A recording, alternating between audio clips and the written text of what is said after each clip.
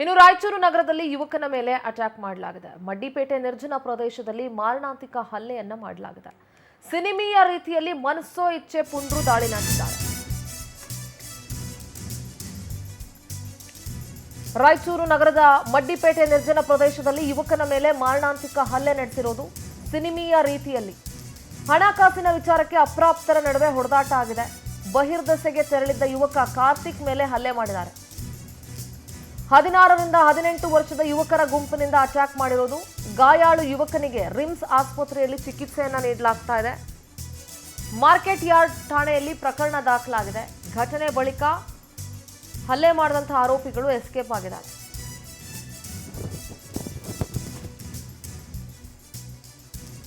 ಅಪ್ರಾಪ್ತರ ನಡುವೆ ನಡೆದಿರುವಂತಹ ಹೋರಾಟ ಹಣಕಾಸಿನ ವಿಚಾರಕ್ಕೆ. ನೋಡಿ ಎಷ್ಟು ಕ್ರೂರವಾಗಿ ವರ್ತಿಸ್ತಾ ಇದ್ದಾರೆ ಅಂತ ಹೇಳಿ. ಚಿಕ್ಕ ಹುಡುಗರು ಕೆಟ್ಟ ಕೊಳಕ ಮಾತಾಡ್ಕೊಂಡು ಒಬ್ಬನಿಗೆ ಮನಸ್ಸಿಗೆ ಬಂದಂಗೆ ಹೊಡೆದಾಗ್ತಾ ಇದ್ದಾರೆ.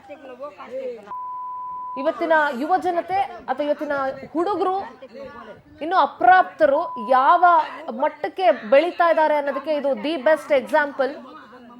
ಸ್ವಲ್ಪ ಪೋಷಕರು ಗಮನ ಇಟ್ಕೊಳ್ಳಿ. ನಿಮ್ಮ ಮನೆ ಮಕ್ಕಳು ಶಾಲೆ ಕಲಿತಾ ಇದ್ದಾರಾ, ಕಾಲೇಜ್ ಕಲಿತಾ ಇದ್ದಾರಾ, ಯಾರು ಅವ್ರ ಫ್ರೆಂಡ್ ಸರ್ಕಲ್ ಏನಿದೆ, ಏನ್ ಮಾಡ್ತಾ ಇದ್ದಾರೆ, ಎಚ್ಚರಿಕೆ ಇರಲಿ.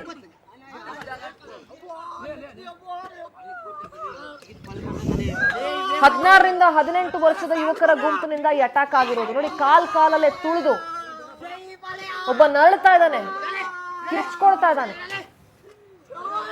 ರಾಯಚೂರು ಪ್ರತಿನಿಧಿ ನೀಲಕಂಠ ಸ್ವಾಮಿ ದೂರವಾಣಿ ಸಂಪರ್ಕದಲ್ಲಿ ಜಾಯ್ನ್ ಆಗಿದ್ದಾರೆ. ನೀಲಕಂಠ, ಈ ಒಂದು ಹಲ್ಲೆಗೆ ಅಥವಾ ಈ ಮಾರಣಾಂತಿಕ ಹಲ್ಲೆ ಒಬ್ಬ ಹುಡುಗನ ಮೇಲೆ ಮಾಡ್ಬೇಕಂದ್ರೆ ಕಾರಣ ಏನು? ಹಣಕಾಸಿನ ವಿಚಾರ ಅಂತಂದ್ರೆ ಈ ಅಪ್ರಾಪ್ತರ ನಡುವೆ ಅಂತ ಹಣಕಾಸಿನ ವಿಚಾರ ಏನ್ ನಡೀತಾ ಇತ್ತು?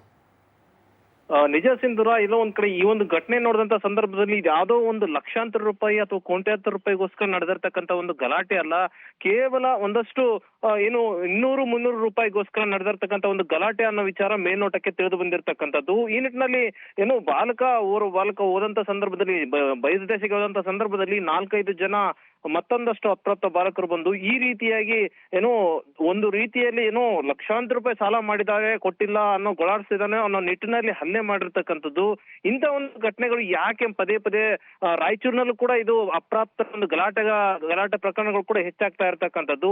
ಈ ನಿಟ್ಟಿನಲ್ಲಿ ನೋಡುವಂತ ಸಂದರ್ಭದಲ್ಲಿ ಎಲ್ಲೋ ಒಂದು ಕಡೆ ಶಂಕೆಗಳು ವ್ಯಕ್ತ ಆಗ್ತಿರ್ತಕ್ಕಂಥದ್ದು ಏನು ಅಂತಂದ್ರೆ, ರಾಯಚೂರು ನಗರದಲ್ಲಿ ಹೆಚ್ಚಿನ ರೀತಿಯಲ್ಲಿ ಗಾಂಜಾ ಪ್ರಕರಣಗಳು ಬರ್ತಾ ಇದಾವೆ.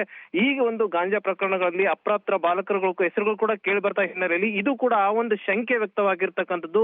ಈ ನಿಟ್ಟಿನಲ್ಲಿ ಪ್ರಕರಣ ದಾಖಲಿಸಿಕೊಂಡಿರ್ತಕ್ಕಂಥ ಮಾರ್ಕೆಟ್ ಯಾರ್ಡ್ ಪೊಲೀಸರು ಈ ಒಂದು ಘಟನೆಗೆ ಸಂಬಂಧಪಟ್ಟಂತೆ ಪ್ರಕರಣವನ್ನ ತನಿಖೆಗೆ ಕೈಗೆತ್ತಿಕೊಂಡಿರ್ತಕ್ಕಂಥದ್ದು. ಹಲ್ಲೆ ಮಾಡಿರುವ ಬಾಲಕರು ಕೂಡ ಈಗ ಪರಾರಿಯಲ್ಲಿ ಇರ್ತಕ್ಕಂಥದ್ದು ಸಿಂಧೂರ.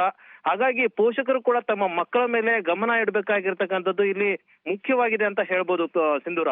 ಥ್ಯಾಂಕ್ ಯು ನೀಲಕಂಠ, ನಿಮ್ಮೆಲ್ಲ ಮಾಹಿತಿಗಾಗಿ.